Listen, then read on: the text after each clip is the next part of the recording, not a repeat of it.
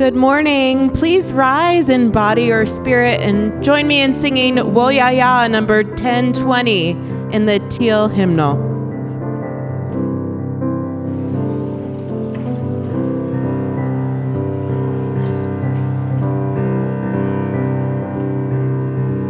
We are going, heaven knows where we are going, but we know within, and we will get there.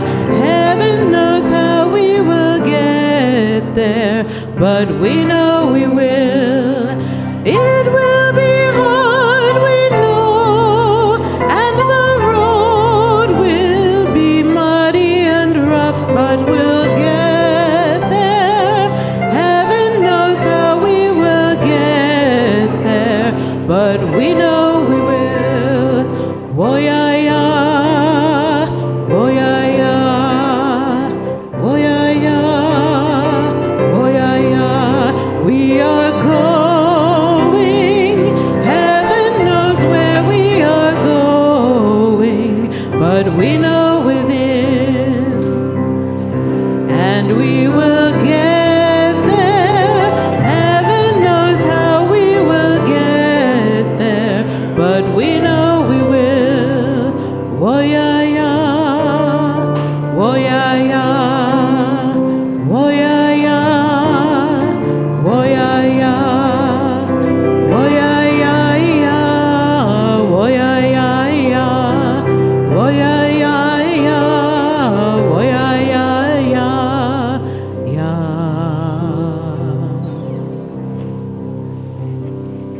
Please be seated.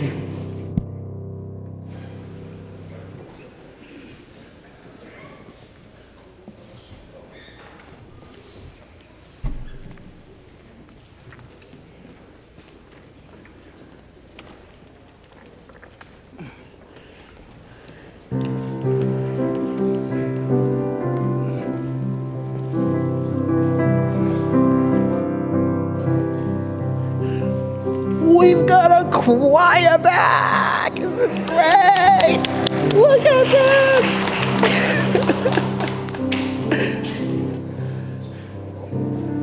Yes, it is a multiplying choir. It is a wonderful thing. Welcome, welcome, welcome, everyone. Thank you. Welcome. Welcome to the Eno River Unitarian Universalist Fellowship, or ERUUF as we like to say. My name is Reverend Jacqueline Brett. I'm the lead minister here, and whoever you are, wherever you come from, whatever your race, your gender identity, whomever you love, and wherever you are on your spiritual journey, we welcome you here in beloved community with us. If you are visiting with us for the first or perhaps even the second time, we invite you to rise in body or spirit so that we might give you an ERUUF welcome.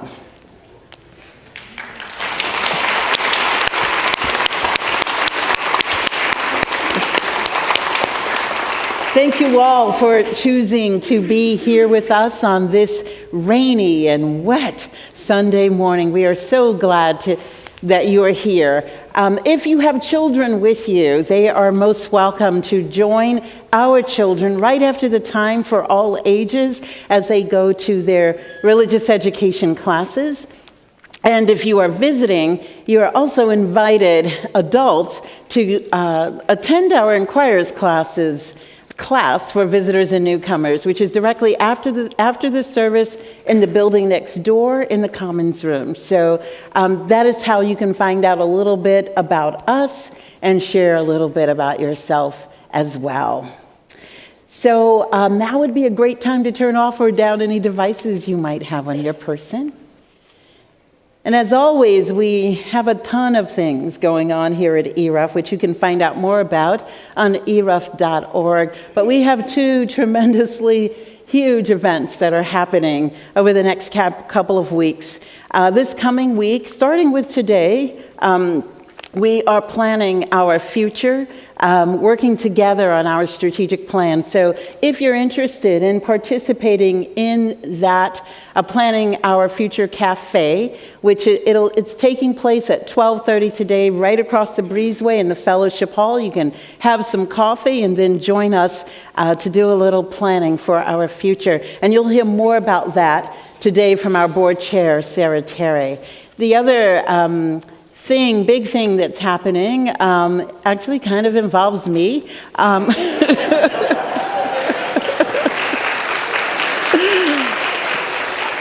am being installed here by you all, actually, and so with great gratitude in my heart. And that is happening on February 5th, 2 Sundays from today. And if you are interested in attending, please go to ERUUF.org and RSVP. It is really, really important that you do so. It's not only a service, there's also dinner and dancing afterwards.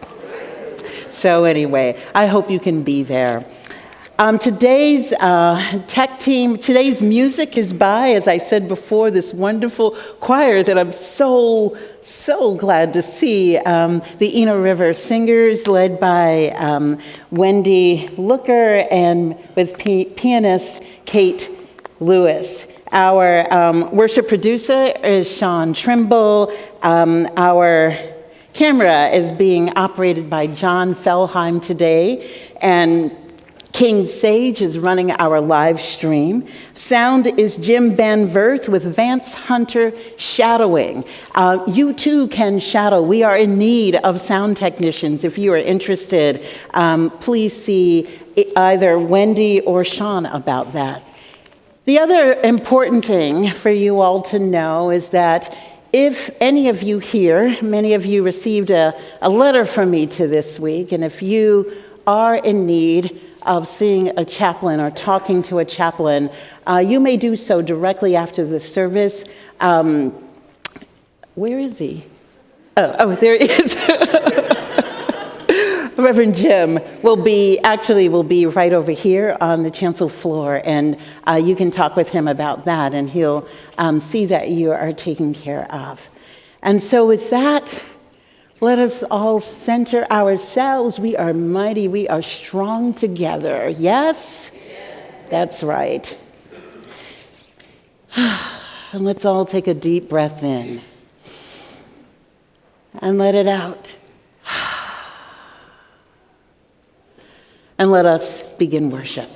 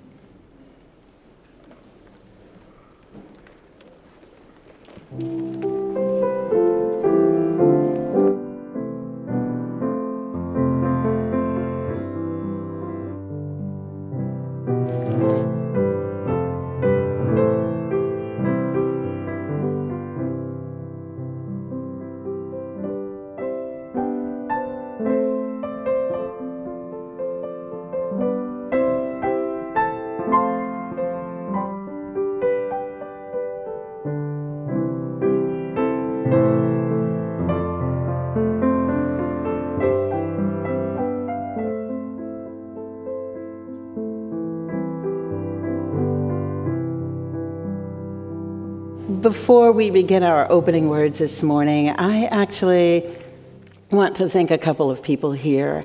I'd like to thank Peter Romine for helping us get our sign back in order. Peter, would you please stand so that we can thank you?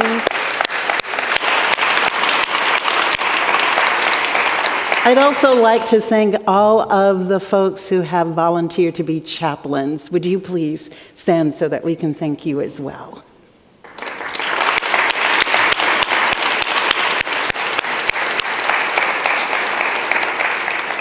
We do this in beloved community. Our opening words this morning are by Reverend Gretchen Haley, who writes, "Whatever you have come in anticipating, whatever you expect or worry for our world, for the future, for our lives, let it go. Make space in your heart to be surprised. Make room in your soul for a new story to take shape. Let astonishment be possible at this life that remains a miracle."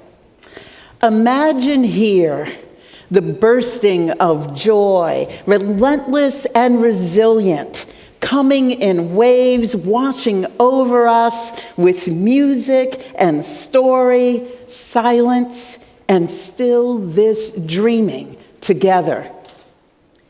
Being hope for each other and courage to believe in this new day dawning for us all. And so may the flame of our chalice this morning kindle our imagining, our dreaming, our creating a new possible as community together. May it be so. Please rise in body or spirit and join me in Building a New Way, number 1017, in your teal hymnal.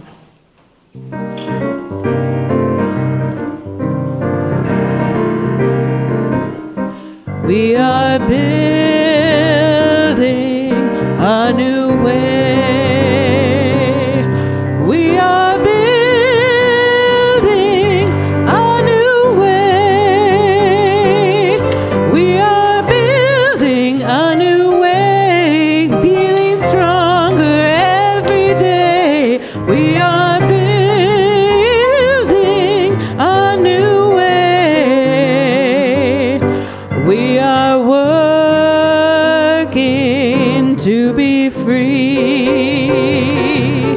We are working to be free. We are working to be free. Hate and greed and jealousy. We are working to be free. We can feed our every need. We can feed our every need. We can feed our every need. Start with love, that is the seed. We can feed our every need. Peace and freedom is our cry. Peace and freedom is our cry. Peace and freedom is our cry. Without these, this world would die. Peace and freedom is our cry. building a new way. We are building a new way. We are building a new way, feeling stronger every day. We are building a new way. Please turn and greet your neighbor.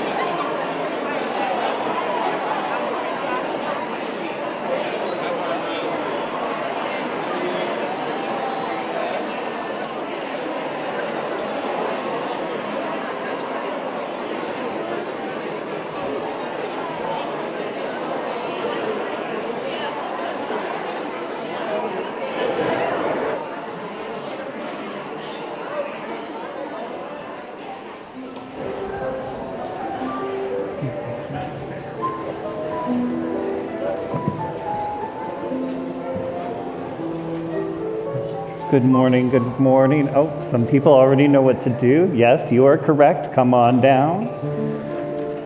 I'm going to invite our smallest people and our mediumest people, and even some of our biggest people, our tallest people, our wisest people, to come on down for our time for all ages. That includes some of you who are children at heart. Oh my gosh, pumpkin mask. Loving it, loving it. Oh my gosh, look at all y'all. Maybe let's scoot up or out a little bit, make a little more space, because we got some people coming down. Got some people coming down, friends. We're gonna scoot either forward or out. You got a choice, forward or out. They both work. We got some more space over here, y'all. Definitely got some good space for you over here. Oh, do we have a collision? Oh, be careful over there. Oh, I like some of these masks. Well, this morning, I have a story for you. I have a story for all of you also. And this is a story that talks about possibilities, about things happening, about new things happening. It talks about creativity, what we come up with in our minds, and it talks about collaboration, which is a big word for working together. The big word for working together, which is very important, although collaboration may be a little bit of a mouthful sometimes. So, this book is called Jaden's Impossible Garden, and this is Jaden right here on the front. And I bet you can take a guess something that's going to happen in this story because of the title. Yeah? What do you think? He's going to plant a garden? Is that what you were going to say too? We're going to plant a flower too, probably, yeah. So Jaden loved nature. At school, he played outside during recess. On field trips, he pretended to be a scientist, collecting acorns, stones, and twigs. In Jaden's favorite books, kids played in tree houses or climbed rocks. He is much better at climbing rocks than I am, I'll tell you that. But after school, Jaden had to stay inside. There's no nature here in the middle of the city, his mama said. Jaden knew there was. On his way home, he watched squirrels scrounge for snacks. He listened to the calls of cardinals. He felt fat, furry snowflakes as they fell from the sky and landed on his face. See him with his tongue out there trying to catch those snowflakes? Oh, too many pages. There we go. A wheelchair van lowered Mr. Curtis onto the sidewalk in front of Jaden's building each afternoon. Jaden would inch forward and stop, then look around from the sky to the ground. Mr. Curtis would close his eyes and breathe in the cold, fresh air before wheeling in. Jaden wondered if Mr. Curtis wanted to be outside as much as he did. What do you think? Do you think Mr. Curtis might like being outside? Yeah. He might, yeah. Every day, Jaden walked home very slowly, so he would get there just as the wheelchair van pulled up. He opened the building door wide and waited as Mr. Curtis wheeled inside. "Thank you, Jaden," said Mr. Curtis. Mr. Curtis was outside one day as Jaden walked up. "What are you looking at?" Jaden asked. "That crocus," Mr. Curtis said. Do you know what a crocus is? What is it? Let me hear it. It's a flower, yes. "How to get there?" Jaden asked with awe. "Magic," Mr. Curtis winked. "Spring is here." Jaden smiled, wanting to stay. Then his shoulders slumped. "I have to go inside. Mama says there's nothing to do out here." "My daughter says that too," Mr. Curtis nodded. "But I just want to be out all day." "Can I go outside with Mr. Curtis?" Jaden asked Mama. "He loves nature too." "What a kind idea," Mama said. "But Jaden, there's no nature here in the middle of the city." She really feels like there's no nature in the middle of the city. Yeah. And I think it might be easy to think there's not too. From then on, Jaden and Mr. Curtis met every day after school. Mr. Curtis told stories of his childhood adventures in Mississippi. Jaden shared facts he'd found in animal books.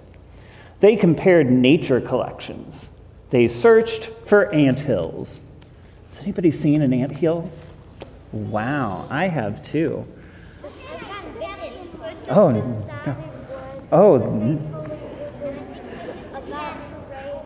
you know, I think I like to see them, but I don't think I'd want to step in them or sit in one. That doesn't sound fun. Oh my, no fun. One day, Jaden tried to share the secret. "Mama, here's the magical secret." Oh, did I skip a page? I did skip a page. Thank you. Thank you, tech team. Tech team's on top of it. They built towers from old boxes, stones, and sticks. "This is our secret fort," Jaden said. They planted mystery seeds in old containers. "This is our magical garden," Mr. Curtis said. See how they're working together on all this? One day, Jaden tried to share the secret. "Mama, here's the magical secret fort garden I made with Mr. Curtis." "These old buckets and boxes?" Mama shook her head. "Jaden, honey, I'm glad you and Mr. Curtis are enjoying time together, but there's no nature here in the middle of the city." I'm glad Mama's nice, though. Mama is still nice. So Jaden and Mr. Curtis made a plan. "My daughter didn't understand why I wanted her to bring me her empty coffee containers rather than recycling them," Mr. Curtis chuckled. Jaden helped Mr. Curtis decorate the coffee containers. They planted zinnia, marigold, and nasturtium seeds inside them. Do you know what a nasturtium is? It's a flower. I had to look up how to say that one. I had to learn something today. "Mama said I shouldn't keep trash," Jaden said, smiling, "so I told her I was recycling this milk jug." Mr. Curtis helped Jaden cut holes in the middle of the jug and attach a string to the top. They filled it with scarlet runner bean seeds. Together, they discovered something new each afternoon that summer. While watering the garden, they plucked a caterpillar and put it in a jar. It became the guardian of the fort. After watching a spider weave its web, Jaden stretched an old basketball net across the top of his tower and knotted the bottom. It became a tiny hammock. When flowering green vines began inching along the laundry lines, Mr. Curtis twirled the tendrils toward the tower. They became a royal rope bridge. Jaden was almost ready for the last part of his plan, showing Mama the magical secret fort garden. But would she see the garden the way he and Mr. Curtis did? Was there enough nature to show her? One hot summer evening, the secret got out. "Did you see those butterflies?" asked Shanice from down the hall. "Listen to that cooing," said Mr. Williams from upstairs, pointing to the mourning dove resting in the royal hammock. Everybody's starting to see. "Look, everyone rushed to the rope bridge." Mama hurried down the stairs towards the small crowd. "What's wrong, Jaden?" "Listen, Mama," Jaden whispered, taking her hand. "A hummingbird," Jaden said, pointing. Mr. Curtis nodded. Neighbors smiled. Everyone soaked in the beauty that surrounded them. "It's our magical secret fort garden," Jaden beamed. This time, Mama saw what Jaden saw. The magic of nature was all around them, right there in the middle of the city. And I hope this story can be a reminder to us that creativity and working together can be so important when we're building things, when we're building new things, when we're building new ideas, even if the pieces are already around us. Thank you so much, and we're going to exit out so we can continue Ari in the care building.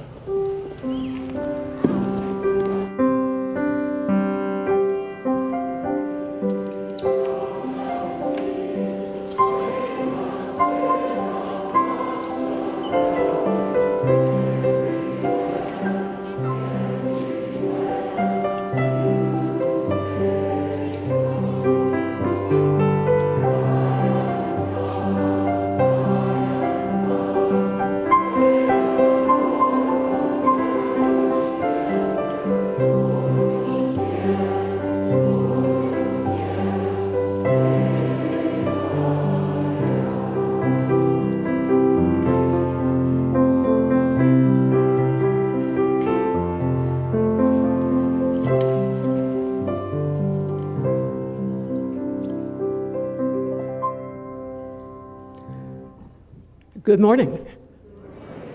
I'm Nancy Henley. I'm from the coordinating team for ERUUF. And ERUUF is having an installation ceremony and celebration for our new called lead minister, Reverend Jacqueline Brett, in 2 weeks.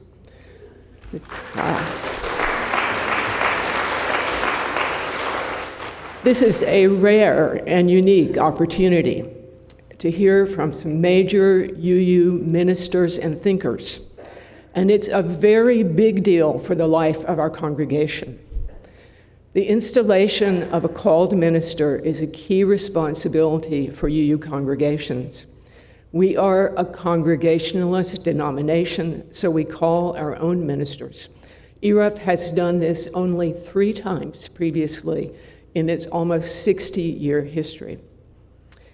So many really stellar UU ministers are coming to participate and celebrate with us.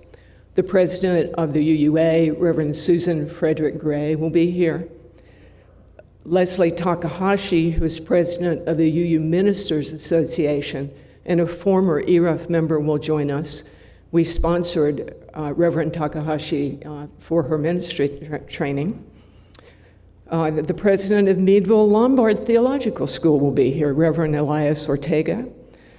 The resident scholar and special advisor to the Unitarian Universalist Service Committee, Sophia Betancourt, will join us.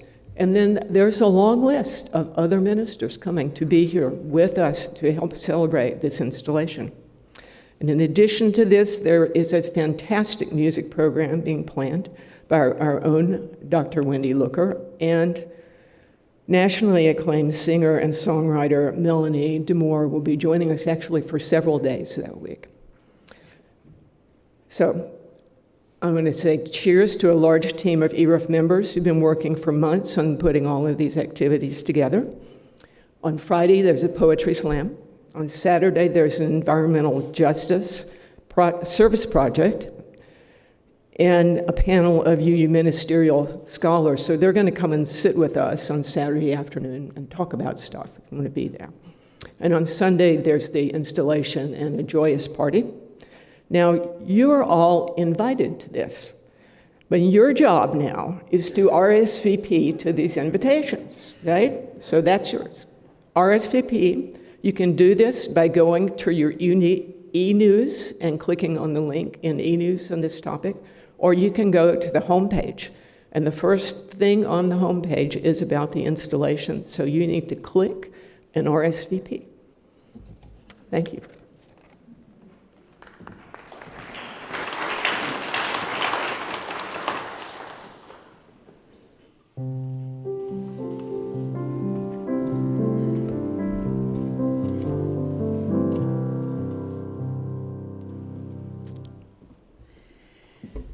When I think about the history of ERUUF, from its founding to where we are today, I realize that we are here because those who came before us imagined a world different from the one they were living in. They had a vision and a plan. They had a vision of a multicultural, beloved community, a vision for our campus and buildings, a vision for religious education, and even a vision for how we might pay for it all. Where we are today, from who is speaking from the pulpit to where we are physically standing, is the culmination of layers of discernment, imagination, visioning, planning, and working to bring these visions to life. And I am grateful for the work because the state of ERUUF is strong. I won't go full State of the Union on you here, but it is worth taking stock of where we are as we begin the work of where and who we want to be. This is particularly important given the very real struggles of these past few years. ERUUF not only survived the pandemic, but despite the setbacks and hardships, we thrived. I am grateful for excellent continuity of leadership, a strong commitment to care for the most vulnerable, and maintain our connections to one another, even if it was over Zoom. And a willingness from so many of you and amazing ERUUF staff to come forward and get us through. We figured out technology, we found ways to gather safely, and we connected with every member of ERUUF for 3 years in a row, and welcomed new members who had never set foot on ERUUF's campus. I believe we are making our way out of the worst days of the storm. We have called a new lead minister, welcomed a new music director, a new minister of lifespan faith development. Staff are growing into new responsibilities, and we have a dynamic online presence. We are seeing a rebound in our religious education programs. We have a solid financial foundation, and our justice work continues to build connections and create change in our community. These are plans coming to life, and it is good to be ERUUF. As exciting as that all is, it is also true that the pandemic is not over. Our country is divided, many of our neighbors still suffer, and other challenges remain both locally and globally. ERUUF is not immune from these challenges, and I think we can all agree that there is work to be done both inside and outside of our walls. I firmly believe if we are to succeed, we need to make a plan to do so.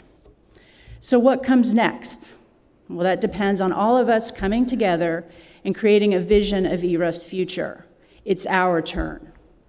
This 23 to 26 strategic plan is really about planning our future. It's our chance to design together a path forward of what we want to become. And I believe we need to build this plan together. We, all of us, are ERUUF's strength, and we must do this work together. We have already completed 2 virtual sessions of the Planning Our Future World Cafes and have received tremendous thoughtful input. These cafes are designed to get your input on religious and lifespan education and exploration, financing our future, ERUUF in the larger UU denomination, the next steps towards racial equity and inclusion, and creating the world we imagine through justice. We are asking you specifically to think about the ERUUF you want to see in 2026, how we get there, what stands in our way, and how all of this work connects to spiritual explorations and ethical learning. These are questions that require discernment and input from all of us, because this plan should reflect the collective vision of our future. There is so much that happens at ERUUF because individuals share their gifts in different ways, but this is one activity that everybody can do. There is an in-person World Cafe this afternoon from 12:30 to 2 o'clock in the Fellowship Hall, and 2 more opportunities for virtual participation. Monday at 7 and Wednesday at 7 p.m. To register, just visit ERUUF.org and look for the Planning Our Future Zoom link sessions. I'm excited about the future, what the future has in store for us at ERUUF, but I know that it won't happen because of what I do as an individual. It will happen because of what we can imagine and do together. I alone cannot create a radical, welcoming, multicultural community, but together we can. I alone cannot breathe life into religious exploration opportunities for people of all ages, but together we can. I alone cannot make this campus accessible to everyone who is differently abled, but together we can. I alone cannot minimize our carbon footprint and advance environmental justice, but together we can. I alone cannot change government policies that harm the vulnerable and advantage those already advantaged, but together we can. I alone cannot bend the arc of the universe towards justice, but together we can. I alone cannot create a vision of ERUUF's future, but together we can. Ellen Lakin, who's a time management author, said, "Planning is bringing the future into the present so you can do something about it now." It is so important to hear the many voices of ERUUF before we start putting pen to paper. I hope you will join me today or at one of the sessions this week and share with us your vision of ERUUF's future. Thank you.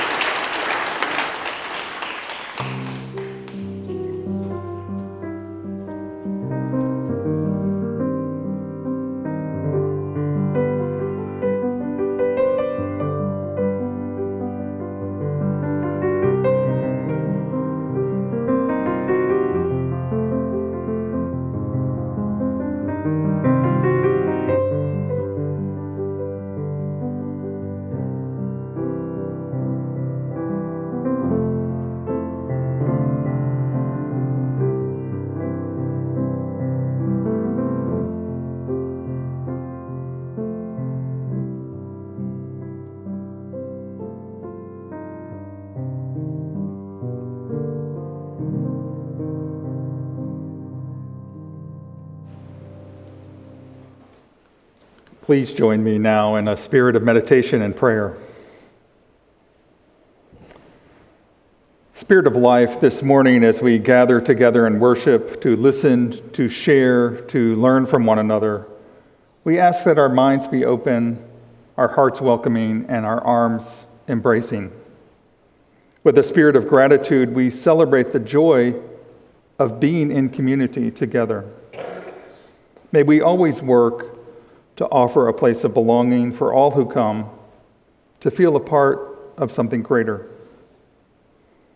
At times, when life pulls us off center, let us pause, find our inner compass, and return again to the heart of compassion. It is our work, shared with each other in covenant, that creates and sustains this beloved community. As a people who care for one another, we lift up all of our prayers and blessings, and we hold in our hearts Scott Gaskins, who requests prayers as he recovers from a back injury. We hold in our hearts David Tucker and his family. We hold in our hearts all children everywhere, that they may know healing and support, both physical and spiritual. We lift up all those whose lives are touched by sadness or illness, by worry or loneliness. May they find comfort, hope, healing, and strength. We remember during times of deep concern our commitment as Unitarian Universalists to side with love, to center our hearts upon the world we aim to create. The light of this faith lives on in us together, in our hearts, minds, bodies, and spirits. We are building a new way. Love is the seed. when we open to the possibility of co-creating a vision for this community, then we also challenge ourselves to live out our faith by bringing hope and working for justice in the larger community. When we live with deep assurance of the flame that burns within, then our promise finds fulfillment and our future can begin. As we answer the call of love, we give thanks for the many ways we can find a sense of connection and fellowship here. And remember the fire of our commitment to live in the spirit of unity and compassion. On this day, let us pause in this moment, center in the heart, and breathe in the silence together.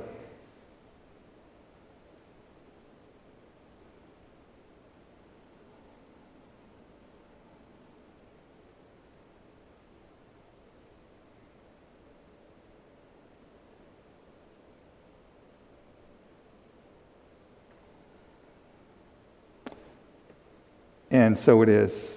Amen, Ashe, and blessed be.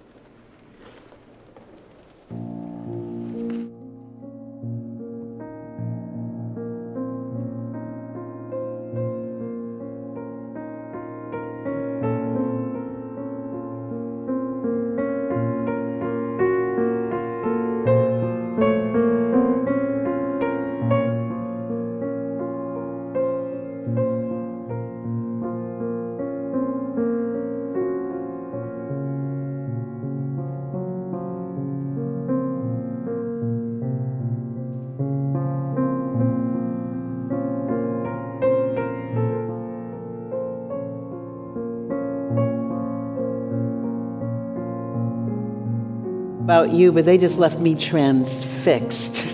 That was lovely. Who is the mystery soloist? Oh, my word. Thank you. Thank you so much, John. This past week, as Sara so eloquently said, we began the process of planning ERUUF's future, which I, the board, and coordinating team have been laying the groundwork for since August, when I officially began the work of my call by you as your newly settled lead minister. There are two reasons all this is so important. The first is because one of the key means through which the lead minister is held accountable for honoring this congregation's mission and ends statements is by creating and then implementing a board-approved strategic plan. The second is that the last strategic plan for this congregation ended in 2019, 4 years ago. The reason for this is, as we all know, 2020 happened. And the world changed tremendously in oh so many ways. The global pandemic revealed that what many of us could not see beforehand. It fundamentally changed our lives and also changed our future. In that time, we and ERUUF have changed tremendously as well. It, in fact, has seemed that time actually collapsed. There are toddlers running around ERUUF who were not here in the before times. And there are children who are now taller than I am, though some have commented that this didn't take very much growing for them to do. There are family members and ERUUF members that we even now mourn the loss of. And we also have new members here and new staff here, which we celebrate. And we also celebrate that we as a community survived the pandemic, are surviving. Other institutions like ours have not fared as well. Some have not survived at all. I believe there are two reasons we've come through as we have.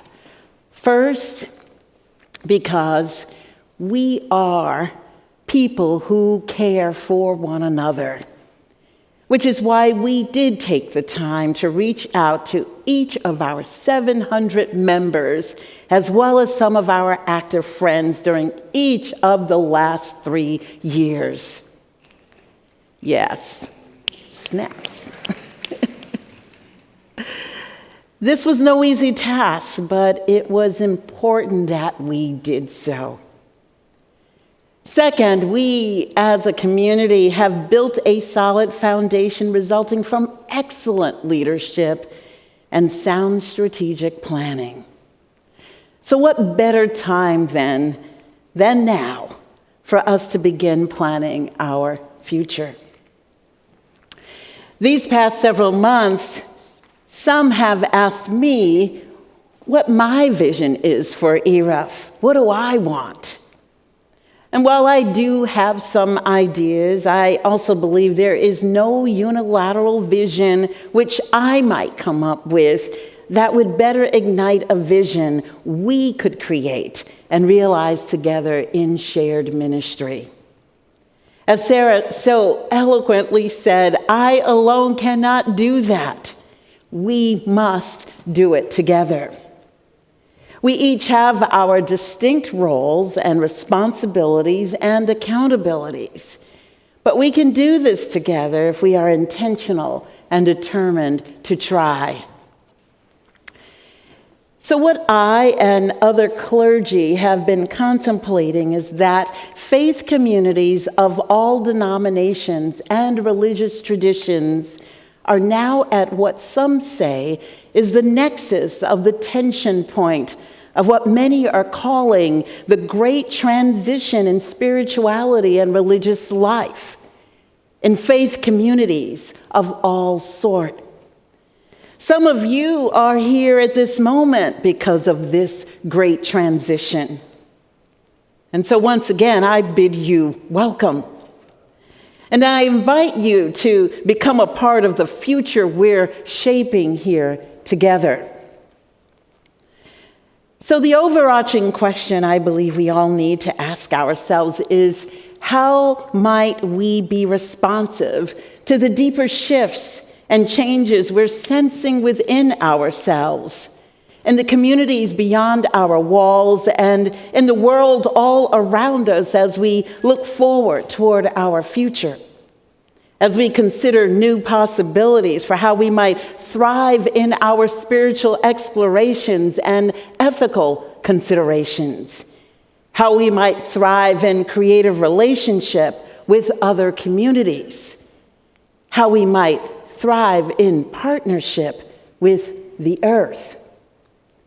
Yesterday, I went on a foraging hike in the woods with a small group of women, and as a friend who served as our guide explained certain things about trees and plants and alive shoots and roots and things you could barely see underneath a carpet of dried leaves, it really hit me how well the earth takes care of itself and is always extending a constant invitation to take care of us. And because we have forgotten this, we have created great harm to ourselves and to other beings we share this planet with. If we here at ERUUF only concern ourselves with our limited interests and concerns, as any community is necessarily limited when we are confined to our own ideas. If we do this, we may one day discover that the world has changed and we have not. That instead of growing, we have actually contracted as other faith communities have done. The good news is that is not what is occurring for us right now. However, recent studies of faith communities are showing that the ones that are consistently growing and in good shape are those with a demonstrated commitment to being radically inclusive, socially, culturally, and racially diverse, some of which we are doing. But as we all know, these are not comfortable commitments, but they are necessary ones in a 21st century, almost post-pandemic world at the nexus of a great transition in spirituality and religious life. As we plan for ERUUF's future, I invite everyone here to consider 3 important approaches to our planning in this order. First, over the past week, when our planning groups gathered, I asked them to consider more than anything else who we want to be as a result of our plans. It is easy for us to make lists of things we want to do, that we'd like to have. Who do we want to be as a people, both during, but certainly at the completion of our 3-year plan? This is what I believe is our greatest strategic approach and outcome, as it informs everything else. Our commitment to who we are being is what connects each of us to our core, to our inner compass. As we think about the future we want to build together, what type of people is that future calling us to be? This is what some of us would consider as the moral, ethical, and spiritual threads weaving their way through all our plans, through all our actions. It is when we cultivate a consciousness of who we aim to be through anything that occurs, we are able to hold all that we might encounter in a very particular way. to know that when we are doing things, we do so from our center, rooted and anchored with a clear commitment to respond with integrity from our values. When we are unshaken in this way, though it is not always easy, it is a profound and powerful thing. For those of you who received a communication from me this week, it is this holding to our core values that I was referring to. It is in the knowing that while our values can evolve, they will not easily shift or be denied by random acts or by external circumstances. For we UUs, it means that we side with love, not as a slogan or sentimentality, but as our centering, grounding point. The place from which we access our action and our power on behalf of a world transformed for the well-being of all. You know, activist Angela Davis once said, "We have to imagine the kind of society we want to inhabit. We can't simply assume that somehow, magically, we're going to create a new society in which there will be new human beings. No, we have to begin that process of creating the society we want to inhabit right now." Which leads to the second approach, imagination. This is what I and other clergy are eager to talk about a great deal these days.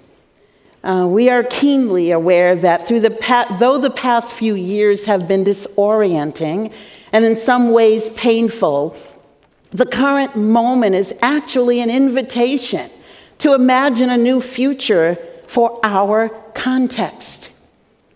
After each of our planning our future sessions is over, Sara extends an invitation to all participants to reach out again with thoughts that might have come to the mind later, including the possibility of a big, hairy, audacious goal for ERUUF.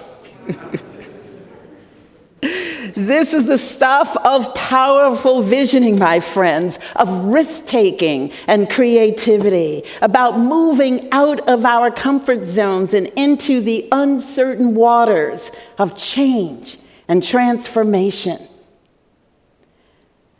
And so I know that this can initially be easy to say yes to. I want that. We need to change in order to thrive and grow. But the real truth of the matter is that many of us have very low thresholds for change. When things become even a little bit different, we get unsettled and thrown off our center. Our instinctive reaction as creatures of habit is to immediately want things the way they used to be, to believe perhaps even that that's how they're supposed to be because that's how we've always done it, or how some have always done it. This is what's happening as our denomination is imagining changes to how we state our principles and sources. These changes have disoriented and shaken many of us. And to bring how we experience change even closer into home for us here at ERUUF, a couple of months ago, a few of our services ran pretty late. I'm just gonna bring it out. Yep, ran pretty late. And even now, our services go past an hour. And for some, that has been challenging. I've received the messages some of you have passed along to the staff. But know that it's also okay to come directly to me as the person responsible for what happens here on Sunday mornings. I want you to also know that what I have been asking our worship team is, how might we imagine a transformative Sunday morning service?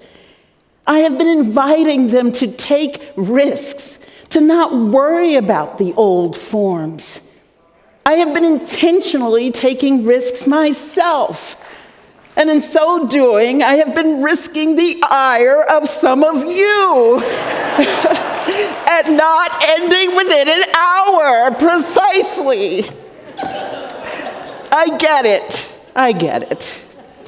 We have a lot going on here on Sunday mornings, and some of you have a lot going on in your lives beyond this space. And so 15 minutes or more here and there can upset some things. But here's my invitation. Let us take some risks together.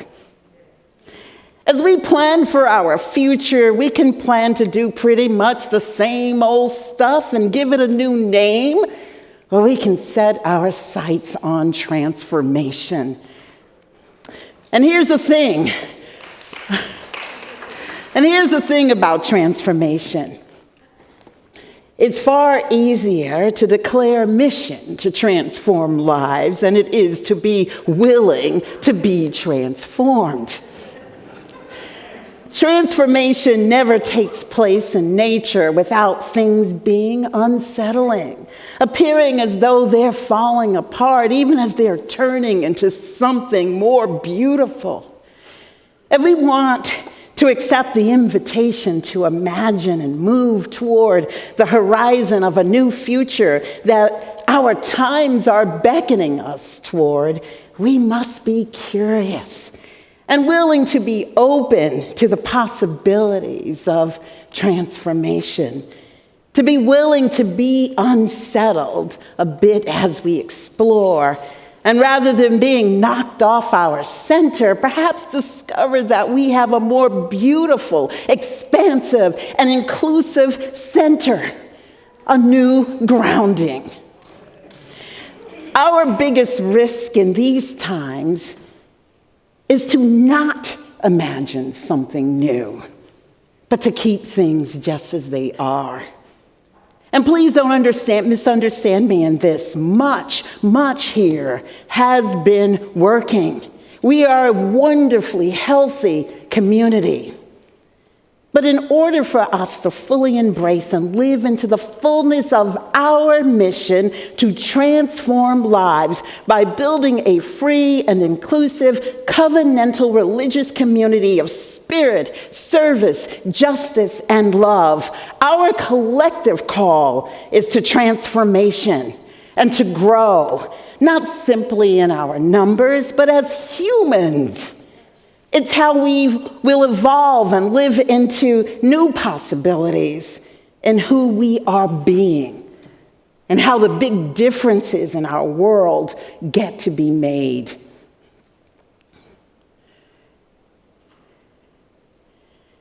So with this, after considering who we are being and what we are imagining, we finally arrive at our third and final approach, which is our planning, which is actually the easiest part. This is an exciting time to be who and where we are. I am so looking forward to planning and living into the rich possibilities of ERUUF's future with you. Let's make it so, my friends. Amen and Ashe.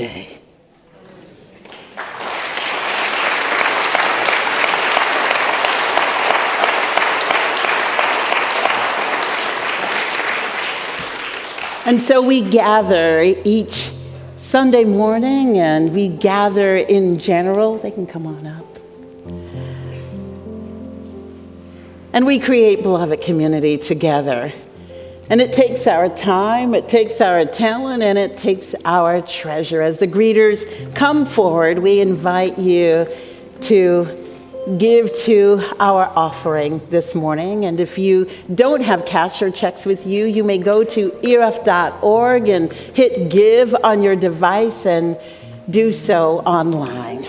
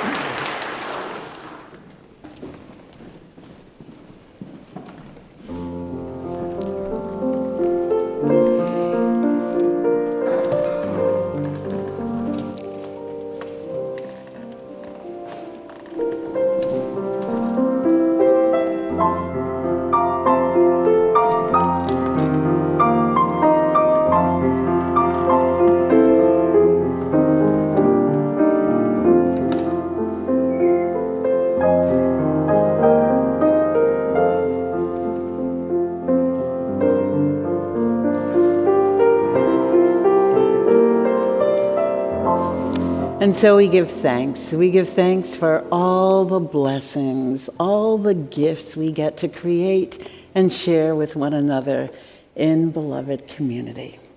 And I'll turn it over to Wendy.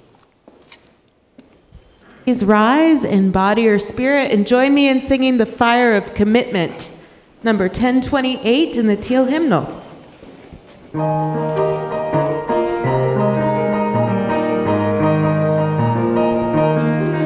From the light of days remembered burns a beacon bright and clear, guiding hands and hearts and spirits into faith set free from fear. When the fire of commitment sets our mind and souls ablaze, when our hunger and our passion meet to call us on our way, when we live with deep assurance of the flame that burns within, then our promise finds fulfillment and our future can begin.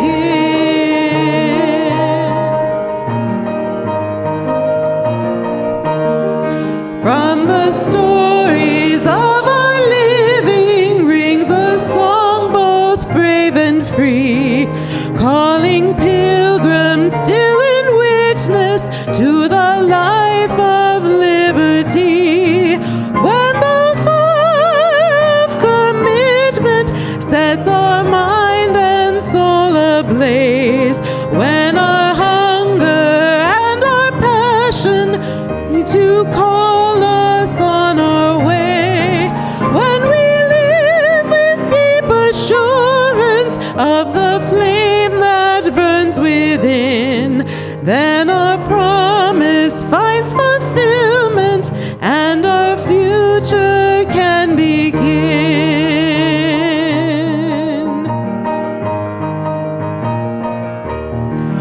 From the dreams of youthful vision comes a new prophetic voice, which demands a deeper justice built by our courageous choice. When the fire of commitment sets our mind and soul ablaze, when our hunger and our passion meet to call us on our way, when we live with deep assurance of the fire that burns within, then our promise finds fulfillment and our future can begin.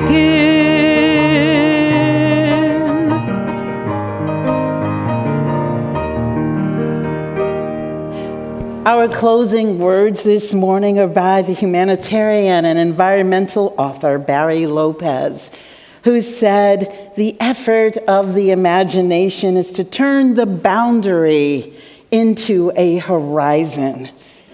The boundary says, here and no further. The horizon says, welcome." As we imagine and plan our good future, may it lead us into the warm and welcoming embrace of a new horizon. Go in peace and go in love.